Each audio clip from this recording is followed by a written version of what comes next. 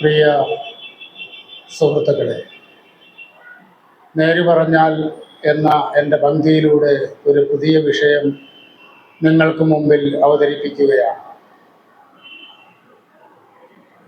മമ്മൂട്ടിയും മോഹൻലാലും കുതിക്കുന്നു, മലയാള സിനിമ കിതയ്ക്കുന്നു. ഇതാണ് നമ്മുടെ മലയാള സിനിമയുടെ ഇപ്പോഴത്തെ അവസ്ഥ. സമീപകാലത്ത് മറ്റു ഭാഷാ സിനിമകളിൽ എന്ന പോലെ മലയാള സിനിമാ ലോകത്തും പുതുതലമുറയുടെ തരംഗം ഉണ്ടാവും. പുതിയ സിനിമാ പ്രവർത്തകർ അണിയറയിലും തിരശ്ശീലയിലും തിളങ്ങുന്ന പല സിനിമകളും നമുക്ക് മുമ്പിൽ വന്നു. അപ്രതീക്ഷിതമായ വലിയ വിജയം നേടിയ മഞ്ഞുമ്മൽ ബോയ്സ് അടക്കമുള്ള സിനിമകൾ നമ്മൾ കണ്ടതാണ്. എന്നാൽ കഴിഞ്ഞ ഒരു വർഷത്തിലധികമായി മലയാള സിനിമ താഴോട്ട് ഇറങ്ങുന്നു എന്നതാണ് വസ്തുതാപരമായ കാര്യം. പല കാരണങ്ങളാണ് ഇതിനു വേണ്ടി ഈ കാര്യത്തിൽ സിനിമാ മേഖലയിലുള്ളവർ ഉന്നയിക്കുന്നത്. മമ്മൂട്ടിയും മോഹൻലാലും മലയാളത്തിലെ മെഗാ സ്റ്റാറുകളാണ്. ഈ താരങ്ങൾ ഓരോ പടം പൂർത്തീകരിച്ച് പുതിയതിലേക്ക് കടക്കുമ്പോഴും അവരുടെ പ്രതിഫലത്തിൻ്റെ നിരക്ക് വലിയ തോതിൽ ഉയർത്തുകയാണ്.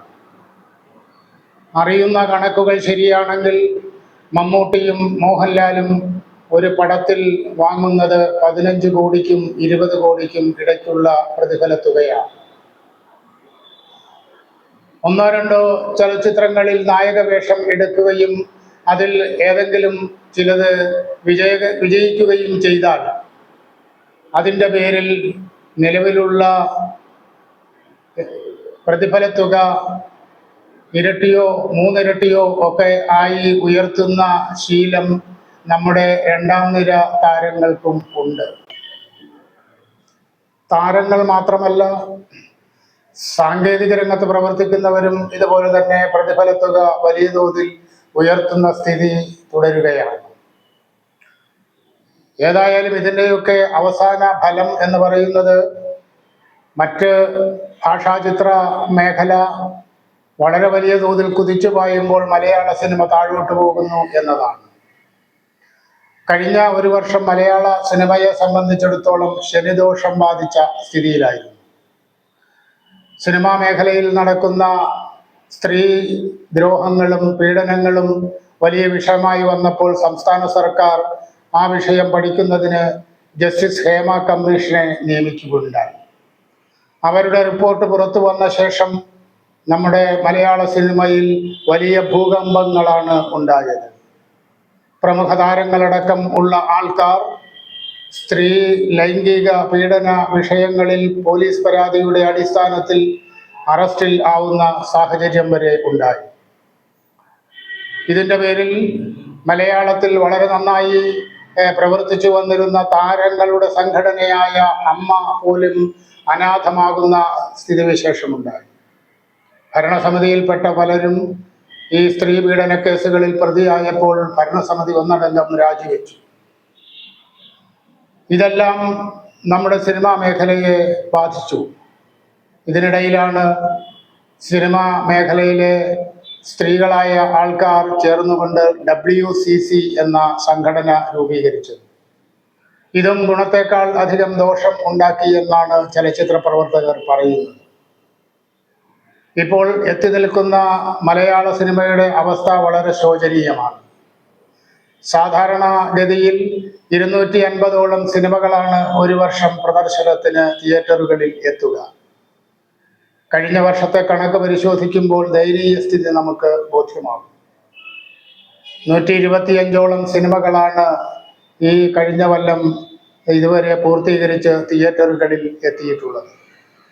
മാത്രവുമല്ല, സൂപ്പർ താരങ്ങളുടെയും പുതുമുഖ താരങ്ങളുടെയും അടക്കം ഓരോ മാസത്തിലും ഏതാണ്ട് 25ഓളം ചിത്രങ്ങൾ ഫിലിം ചേംബറിൽ രജിസ്റ്റർ ചെയ്തിരുന്നത് ഇപ്പോൾ അത് 10-12 ആയി ചുരുങ്ങിയിരിക്കുകയാണ്. നിർമ്മാതാക്കൾ പറയുന്നത് അവർക്ക് ഒരു സിനിമാ നിർമ്മാണത്തിന് വേണ്ടി ചെലവാക്കേണ്ട തുക താങ്ങുവാൻ പറ്റുന്നില്ല എന്നതാണ്. മെഗാസ്റ്റാറുകളും സൂപ്പർ താരങ്ങളും സിനിമയിൽ നായക വേഷം എടുക്കണമെങ്കിൽ അവർക്കായി തന്നെ ഏതാണ്ട് 10-20 കോടി രൂപ കണ്ടെത്തേണ്ട സ്ഥിതിയുണ്ട്. മറ്റു താരങ്ങളും പ്രൊഡക്ഷൻ ചെലവുകളും ഒക്കെ വരുമ്പോൾ ഏറ്റവും കുറഞ്ഞത് 50 കോടി രൂപയ്ക്ക് മേൽ ഒരു ഇടത്തരം സിനിമ നിർമ്മിക്കാൻ വേണം. ഇത്തരത്തിൽ മുതൽ മുടക്കി തിയേറ്ററുകളിൽ എത്തിക്കുന്ന സിനിമയ്ക്ക് വിജയിക്കുമോ എന്ന കാര്യത്തിൽ യാതൊരു ഉറപ്പും ഇല്ല. അടുത്ത കാലത്ത് മെഗാസ്റ്റാറുകൾ അഭിനയിച്ച് പുറത്തു വന്ന സിനിമകൾ പലതും കളക്ഷനിൽ പിറകോട്ട് പോയി. മോഹൻലാൽ അഭിനയിച്ച തുടരും എന്ന സിനിമയും മമ്മൂട്ടിയുടെ മകൻ ദുൽഖർ നിർമ്മാതാവായി വന്ന ലോക സിനിമയും ആണ് കളക്ഷനിൽ മുന്നിലെത്തിയത്. പ്രധാനമായും മലയാള സിനിമയെ ബാധിച്ചിട്ടുള്ളത് റിലീസിംഗ് കാര്യത്തിൽ പുതിയതായി വന്നിട്ടുള്ള ശാസ്ത്ര സാങ്കേതിക വൈദഗ്ധ്യത്തിൻ്റെ പ്രശ്നമാണ്. OTT ഫിലിം റിലീസ് വ്യാപകം ആയിക്കഴിഞ്ഞതോടുകൂടി അവരുടെ കൈകളിലേക്ക് സിനിമയുടെ ഭാവി ചെന്നു ചെല്ലുന്ന സ്ഥിതിയുണ്ടായി. OTT വിതരണക്കാർ നല്ല സിനിമയെന്ന് തീരുമാനിച്ചാൽ അതിന് മാത്രമേ അവർ കാര്യമായ പണം നൽകുകയുള്ളൂ. അതിന് അവർക്ക് മുന്നിൽ ചില നിബന്ധനകളുണ്ട്. സൂപ്പർ താരങ്ങളും മെഗാ താരങ്ങളും അഭിനയിക്കുന്ന ചിത്രങ്ങൾക്കാണ് അവർക്ക് താല്പര്യം. അത്തരത്തിലുള്ള താരങ്ങളെ വെച്ചുകൊണ്ട് സിനിമ എടുക്കുക എന്നത് നിർമ്മാതാക്കൾക്ക് അപ്രാപ്യമായി മാറുകയും ചെയ്തിരിക്കും. എങ്ങനെയെങ്കിലും ഉള്ള പണം മുടക്കി ഒരു സിനിമ നിർമ്മിച്ച് അത് വിജയം കണ്ടെത്തി അതിലൂടെ ഈ സിനിമാ നിർമ്മാണ മേഖലയിൽ പിടിച്ചു നിൽക്കാം എന്ന് കരുതുന്ന പ്രൊഡ്യൂസർമാർ എല്ലാം 1-2 സിനിമയെടുത്ത് ഗതികേടിലായി പിന്നോക്കം പോകുന്ന സ്ഥിതി തുടരുകയാണ്. മാത്രവുമല്ല, മലയാള സിനിമാ മേഖലയിൽ നമ്മൾ കണ്ടിട്ടുള്ള പഴയകാല പ്രതാപികളായ നിർമ്മാതാക്കളെല്ലാം ഈ രംഗം വിട്ടുകഴിഞ്ഞു. സിനിമാ മേഖലയിൽ സമീപകാലത്തല്ല കുറച്ചു കാലമായി കടന്നു വന്നിട്ടുള്ള ആശാസ്യമല്ലാത്ത ചില സമ്പ്രദായങ്ങളാണ് അവരെയെല്ലാം അകറ്റിയത്. ഒരു സിനിമയുടെ നിർമ്മാതാവാണ് പണം മുടക്കുന്നത്. നിർമ്മാതാവിന് വെറും പുല്ല് വില കൽപ്പിക്കുന്ന മെഗാസ്റ്റാറുകളുടെയും സൂപ്പർ സ്റ്റാറുകളുടെയും സ്വഭാവവും പ്രവർത്തനവുമാണ് അവരെ നിരാശയിലാക്കിയത്. പണം മുടക്കുന്നവന് ഷൂട്ടിംഗ് മേഖലയിലോ മറ്റ് പ്രവർത്തന മേഖലയിലോ ഒരു റോളുമില്ല.